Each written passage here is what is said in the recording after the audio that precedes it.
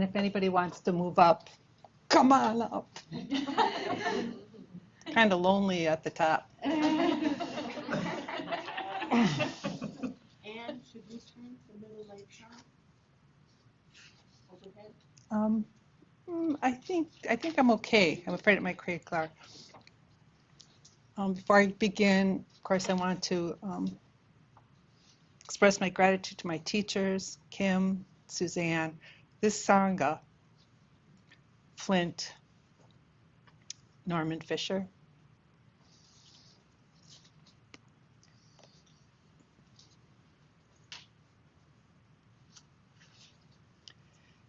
Being is an aspect of non-being. Non-being is no different than being. Until you realize this truth, you'll not see anything clearly. The Shen Shen Ming. It's kind of ironic, really, that the suggestion came from me to study the Heart Sutra during our spring retreat. Ironic because I've been using my time as Shuso to share teachings of the Abhidharma. And as Flint explained, the Heart Sutra essentially starts out with Avalokiteshvara dismantling some of the core teachings of the Abhidharma. Avalokiteshvara, who helps all to awaken, moves in the deep course of realizing wisdom beyond wisdom, sees that all 5 streams of body, heart, and mind are without boundary, and frees all from anguish. There was a lot of debate going on in the Buddhist scholastic community around 300 years after the Buddha was alive. What they were arguing about was what constitutes the smallest unit of reality.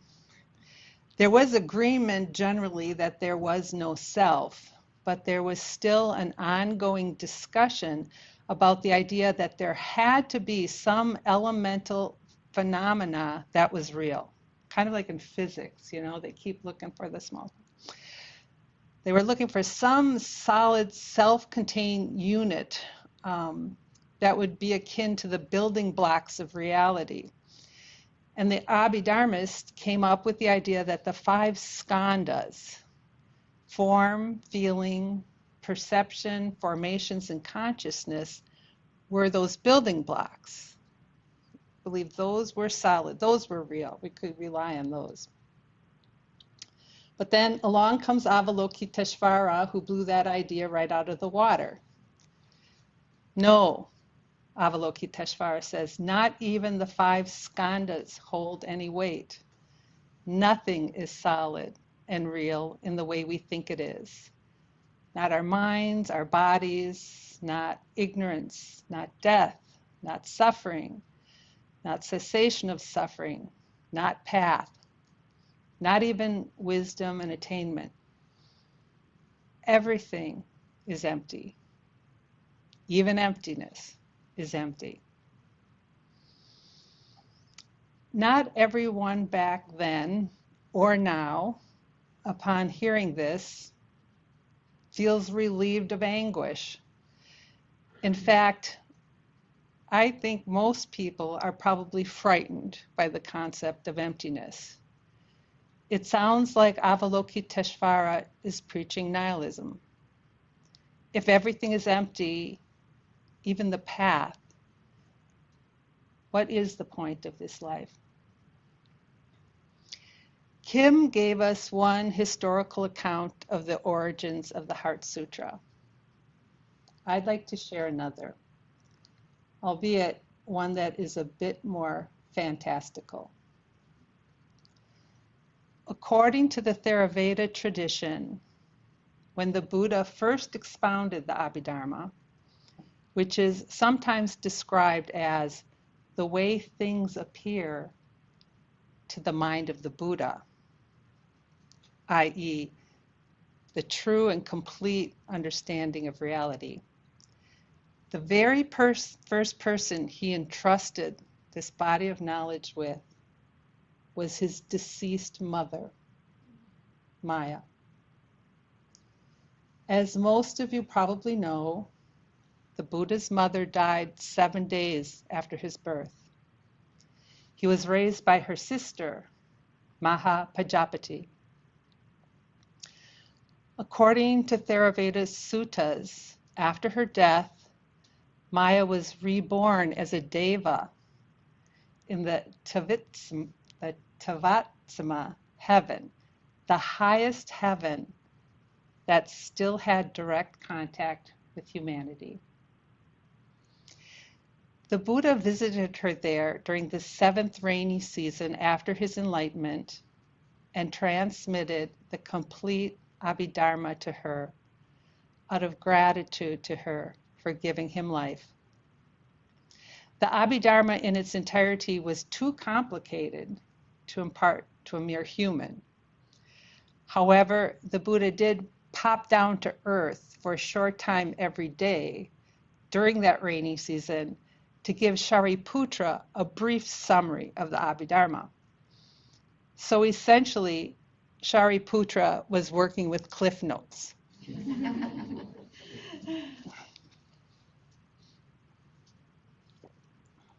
The Buddhist scholar Red Pine surmises that Avalokiteshvara is an incarnation of Maya.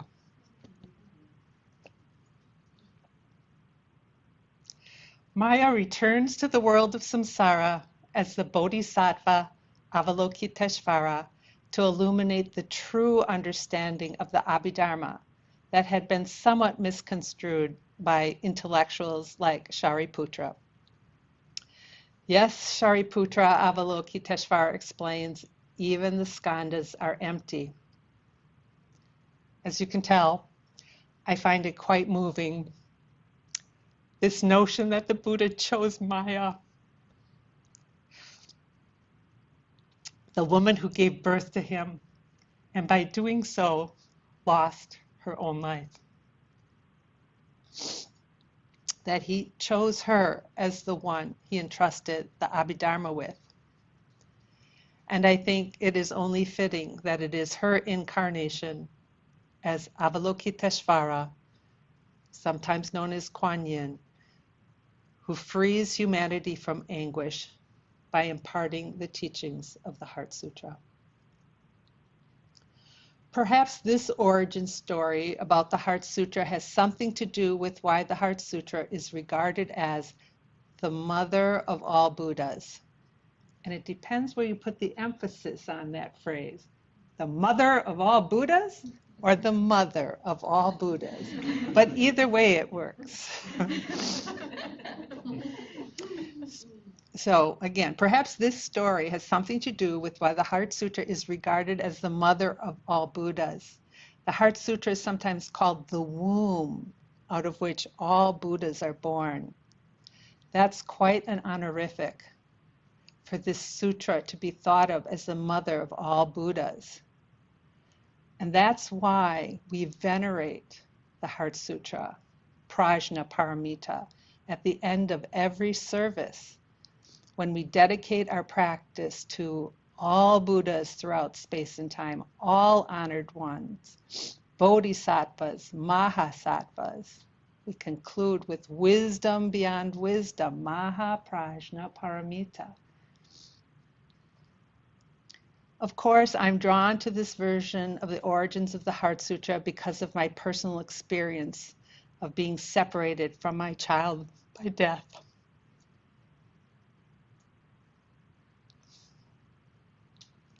It's poignant for me to think of Avalokiteshvara as having once been Maya, a heart-stricken young mother who knew she was dying and she would have to leave behind her beloved newborn son.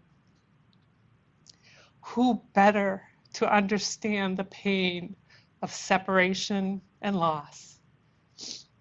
Who better to offer a compassionate balm for the brokenhearted?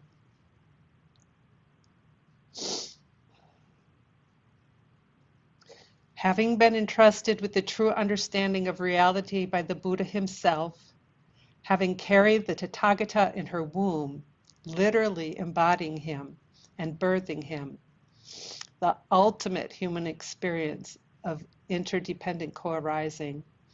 It makes perfect sense that an incarnation of Maya would be the one chosen to offer this Maha teaching to the world. Not every woman who gives birth feels an incredible bond with their child, but I certainly did. There was actually nothing more I wanted in life than to be a mother.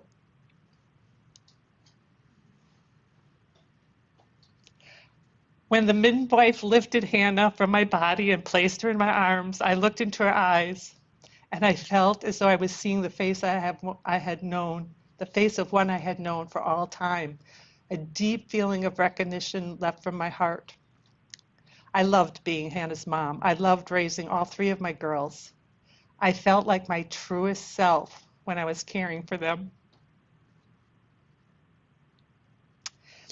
As most of you know, my daughter Hannah's death is what led me to Zen practice.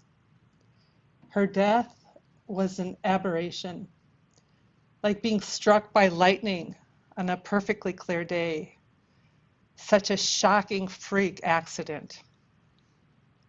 Hannah was just 29 years old, newlywed, and so happy. She was ready to embark on a new career as a teacher in an inner-city school in Baltimore, Maryland. And in the blink of an eye, she was gone. The car she and her husband Matt were driving in was hit by a truck going 55 miles an hour around a blind curve. They were following right behind my husband and I as we were all making our way to Madison to have a cookout with our other two daughters on a beautiful spring day in May, much like the days we've been having. Sorry, I'm getting the blossoms of the trees and the sound of the birds this time of year always brings it all back home.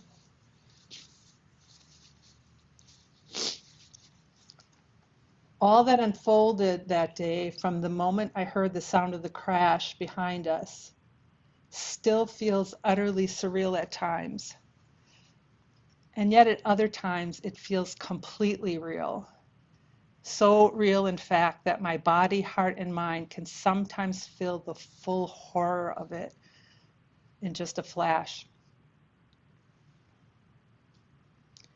The noble Avalokiteshvara Bodhisattva, while practicing the deep practice of prajna paramita, looked upon the five skandhas and seeing they were empty of self-existence said, "Here, Shariputra, form is emptiness. Emptiness is form.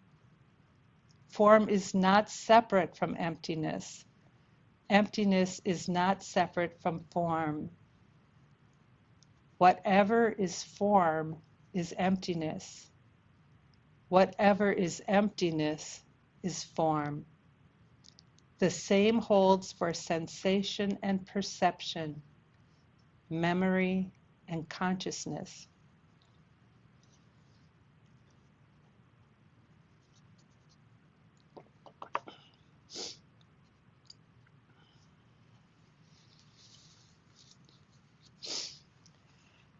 Hannah and Matt were put on life support and med-flighted to UW Hospital. I called my daughters, Claire and Martha, to tell them to meet us there. I called family and friends and asked them to pray.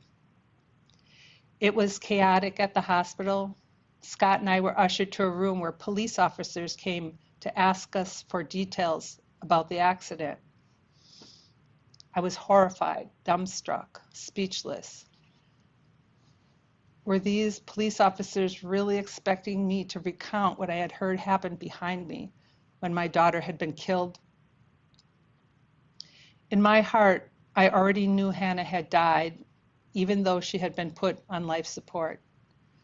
I knew because she came to me as a vision of radiant light at the roadside as we waited for the helicopters to arrive. And she asked me to take care of Matt for her.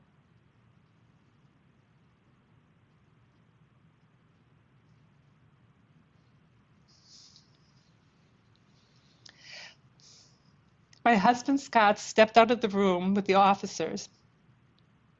He is so brave. I was alone. I tried doing some Tai Chi to calm my body. When Scott came back into the room, it was to tell me we had to let Hannah go. She was brain dead. He went to be with her surgeons, to be with her while the surgeons harvested her organs for transplant. And yes, her heart kept beating for a long time after they took her off that life support. I went to be with Matthew, who had just come out of brain surgery. He was still unconscious and would be for several days. He was hooked up to monitors and breathing tubes and God only knows what else. But I didn't want him to be alone when Hannah's heart stopped beating. I knew he would feel it. They were so in love. There was a moment when I was asked to step out of Matthew's room while the doctors attended to him. I stood in the eerie darkness of the deserted nursing station in the trauma unit. I had no idea what day it was or what time it was. A woman, small in stature, came up to me quietly out of nowhere and softly asked if I was Hannah's mother. I said I was. She gently said, I thought you might want to know. Her time of death was 1:08. I thanked her and she silently walked away. I didn't recall that conversation until weeks, maybe even months later. I was in my pajamas, as I was every day, all day for a long time, listening to the radio. As I wrote this, I thought, the radio? The radio? Did I have a radio? Anyway, I was listening to the radio when I happened upon an interview of Ram Dass. Another strange phenomena. Ram Dass on the radio? Anyway, he was saying 108 is a very spiritually significant number. Then he began listing some of the many reasons why. In yogic philosophy, the human body is said to have 108 energy lines converging at the heart chakra that connects us to the cosmos. A mala necklace has 108 beads on it, plus one guru bead, symbolizing our connection to the divine through the guidance of a spiritual teacher. The division of the Christian calendar from All Souls Day, or Day of the Dead, to Christmas Day, the birth of Christ, is 54 days and 54 nights, 108 transformations of darkness into light. There are 108 Upanishads, the ancient Indian scriptures that explore the nature of reality.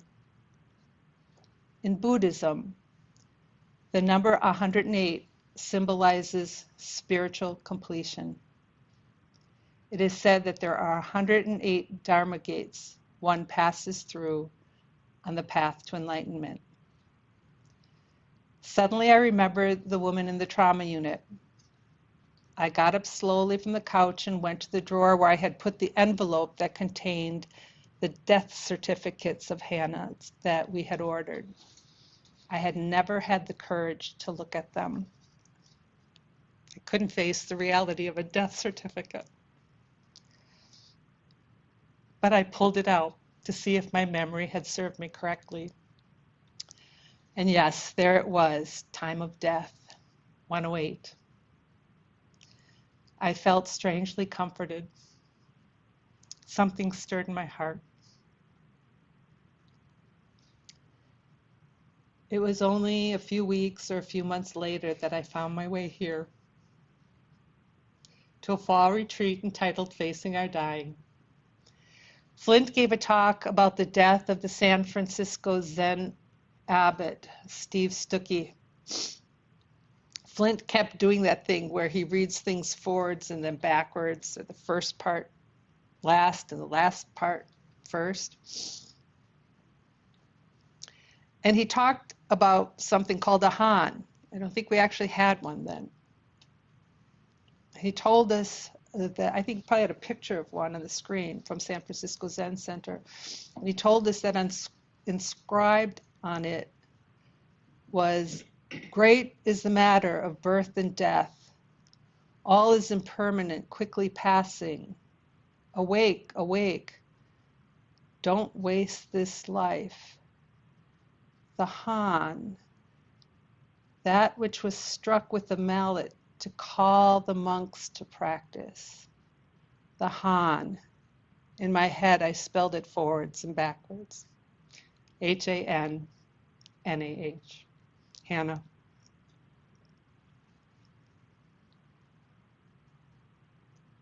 About 6 months later, I was still spending most of my days on the couch in my pajamas, but now I was working my way through the Everyday Zen study guide, listening to and transcribing talks by Norman Fisher. The next time the number 108 reached out and grabbed me came at the end of a talk Norman gave on the Heart Sutra. He closed his Dharma talk by saying that it is a common practice to recite the last lines of the Heart Sutra. Gate, gate, paragate, parasamgate, bodhisvaha, 108 times at the bedside of one who is dying or who has already crossed over. I found several translations of that dharani, or magic spell as Norman calls it. One was going, going, going beyond, always going beyond, becoming Buddha. Another that Kim referred to in her talk gave me great comfort as well. Gone, gone, gone to the other shore, arriving on the other shore, having never left. I decided to commit the Heart Sutra to memory then and there and began chanting it every day. I didn't love the version of the Heart Sutra Norman had referred to in his talk, the San Francisco Zen version, San Francisco Zen Center version.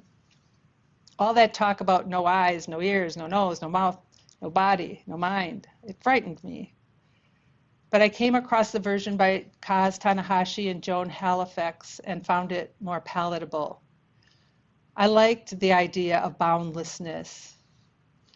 I especially liked the verse, "Boundlessness is beyond old age and death.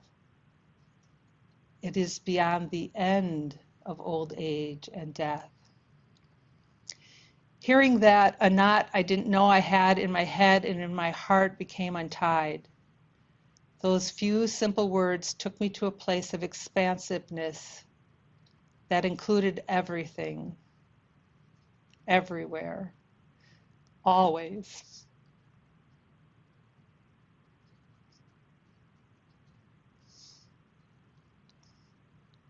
It filled me with peace.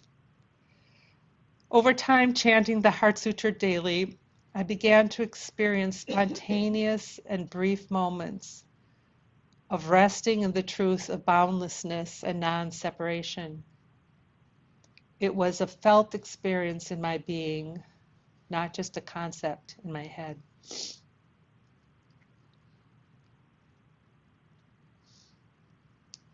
I can't say that the Heart Sutra relieved me of my anguish, but it did reduce it. And yet for many years, I still lived with quite a bit of despair and confusion. I lived with the haunting question of, where is she now?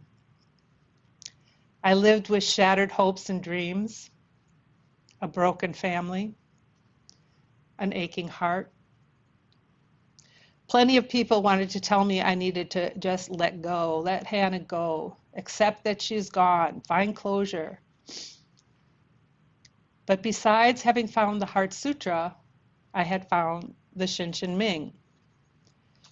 And I kept exploring this koan of Being is an aspect of non-being.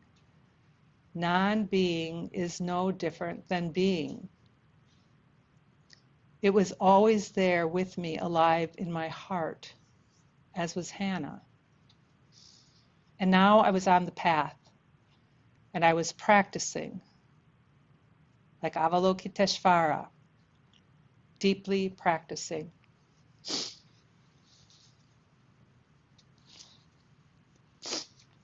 The more I sat and the more I studied, the more this idea of no self became less frightening.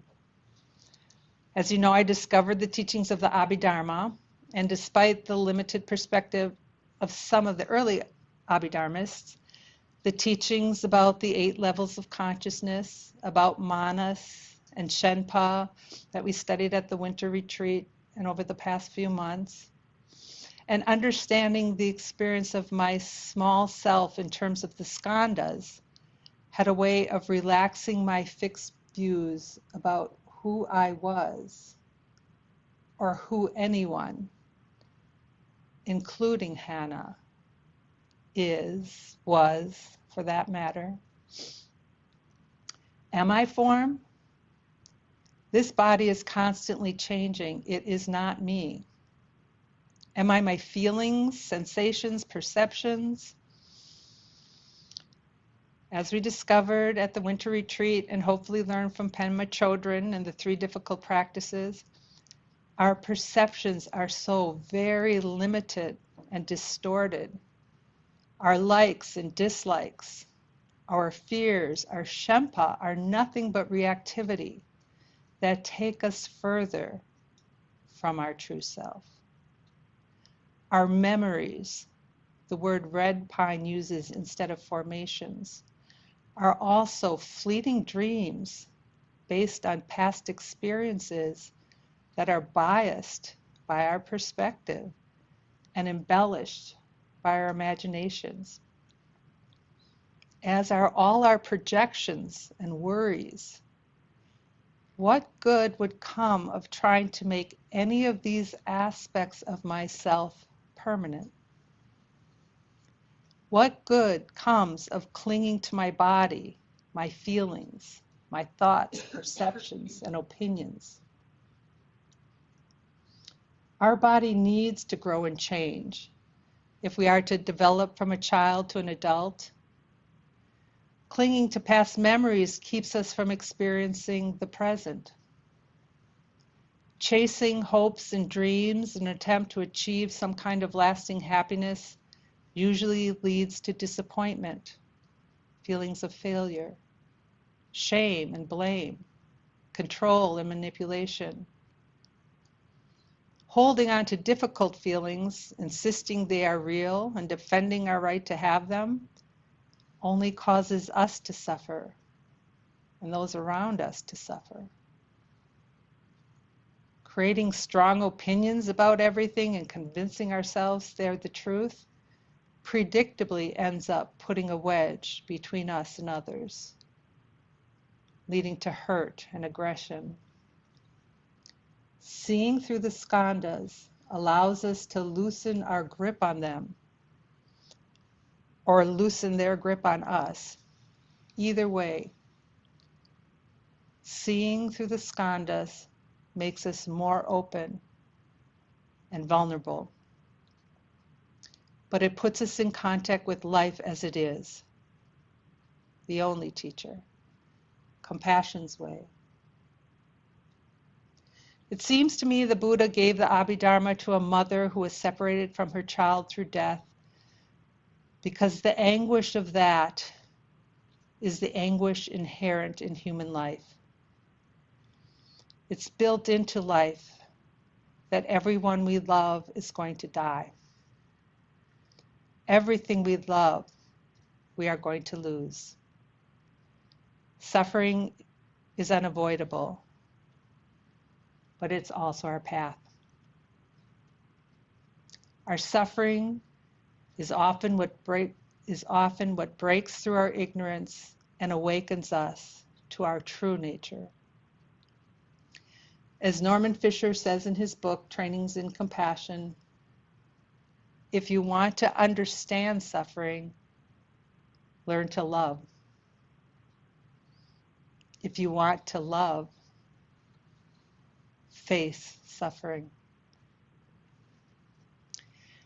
Once we see there is no solid self, and we stop clinging to our construction of a separate self, we begin to see that all there is isness, aliveness. The phenomenal world, sometimes called the conditioned world, the relative world, is an ever-changing manifestation of that isness. Isness is sometimes called the unconditioned or the absolute, Buddha nature. The phenomenal world is constantly being born and dying and being born again and again on every moment, influenced by all that is, was, and ever will be. The phenomenal world is a world of deep and continuous interconnection. Nothing is separate. Nothing is real in the way we think it is separate and real. Everything is being and non-being in each moment. There is no solid separate being that is not also not being. Everything is fading away and being born on each moment. But everything is not the thing. Everything is the fading away. Everything is the being born. As Flint put it, it's all process. Once we understand this, we understand that we can never lose anything or anyone, because we never had them in the way we think we had them in the first place. Nothing is ever born and nothing ever dies. Everything just keeps changing. Everything transforms. In his book, Understanding the Mind, that explores the teachings of the Abhidharma, Thich Nhat Hanh says, when someone we love very much dies, the best thing we can do to ease our suffering is to look deeply and see that nothing is and nothing is not. The person we loved yesterday does not appear to be there anymore. But to say that she no longer exists is just an imaginary construction of our discriminative mind. If we know how to look deeply, we will be able to perceive their presence. Everything transforms. Even our suffering transforms. It transforms into the wisdom of compassion. In a talk he gave in 2015 on the Heart Sutra, Norman Fisher said, when we feel the suffering of others as our own, that is love. So that is how we turn all suffering into wisdom and love. We feel it. It is real. But we also realize it is empty. So we don't let it break us. So in these human bodies, suffering is real. We can feel very separate. Just like the monk who got his nose tweaked that Kim told us about, who could feel his no nose, we feel loss. The grief that comes with death is real. The anguish that comes with estrangement, broken dreams, exclusion, polarization, othering, it's all real. But suffering is part of the path. It is part of our training as bodhisattvas. Samsara is nirvana. Our pain is the seed of our compassion. And the path gives us a way to practice with our pain. As the chart Kim shared with us points out, the Brahma Viharas in particular help bridge the false divide we create when we over-identify with our small self and perceive ourselves as separate from others, and when we falsely perceive ourselves as separate from our true nature, Buddha nature, that Flint described as impersonal and unconditional love. Practice returns us to our true nature. When we sit in Zazen, we return to the unconditioned, out of which everything flows. Our monkey mind will still be there, but over time it begins to fall away, and gradually we begin to experience our connection to pure being. We discover what it feels like in our body to trust the natural unfolding of life. And that carries over into our life off the cushion. Our life becomes one guided by vow, not karma. Our suffering naturally diminishes. It doesn't disappear, but it transforms into wisdom, strengthened by loving kindness, compassion, sympathetic joy, and equanimity.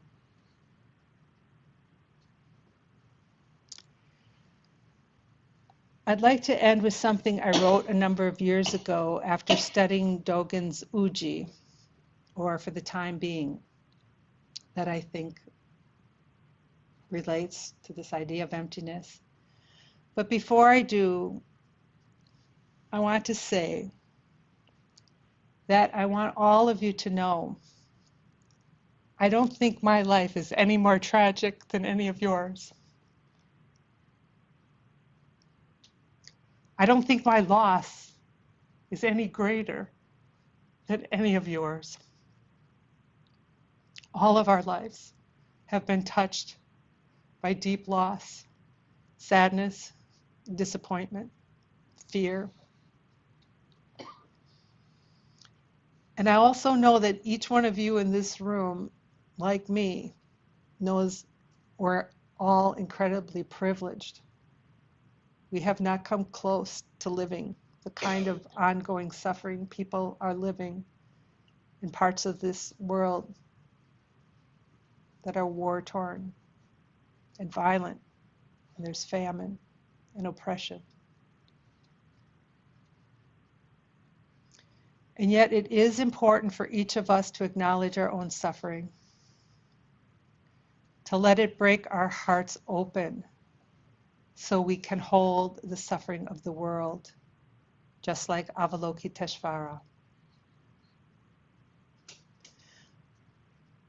I really felt us holding the world this morning, maybe knowing, Don and Catherine were out doing Tai Chi with the world. It's a very volatile time in our world right now. And just to hold stability, I felt like I could feel it feeding all the instability all over the world. I also want to say that I know all of you have had transcendent experiences like the one I did around the time of Hannah's death. The world of the unseen, the unconditioned, the absolute is actually quite thinly veiled, and we all receive messages from it from time to time.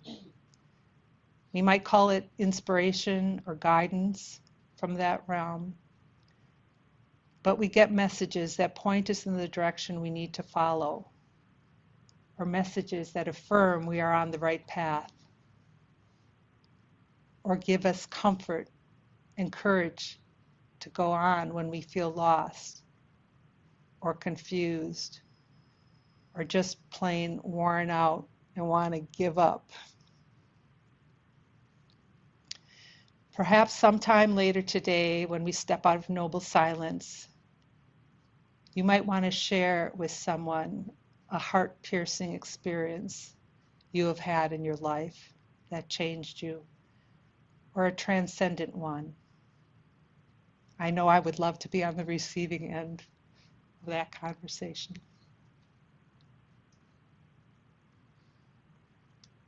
And so now something I wrote as a reflection on Uji for the time being.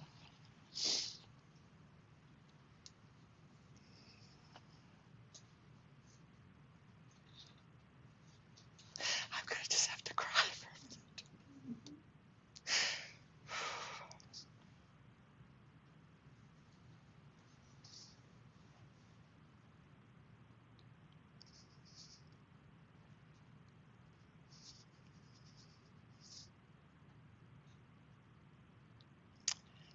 For the time being, Hannah, for the time being, a flutter in my womb. For the time being, a wet, warm wonder fresh from the amniotic sac, a soft cry, a deeply felt sense of being known forever. For the time being, golden curls, chubby cheeks, squeals of delight, endless story times. For the time being, gentle teen, quirky dress and humor, sharp intelligence, kind compassion. For the time being, bright, brilliant, tireless LGBTQ civil rights leader, passionate ally. For the time being, breathtakingly beautiful bride, deeply in love, standing in the wedding garden. For the time being, inspirational math teacher offering hope and promise to young Baltimore Black women. And now, for the time being, ashes in a box resting on my nightstand. But always, for the time being, a loving presence beyond understanding. This world of dew is a world of dew, and yet,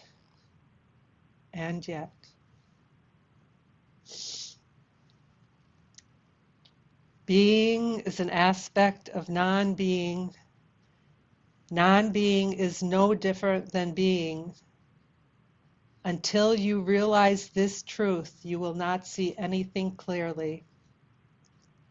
One is all are one. When you realize this, what reason for holiness or wisdom? The mind of absolute trust is beyond all thought, all striving. It is perfectly at peace, for in it there is no yesterday, no today, and no tomorrow.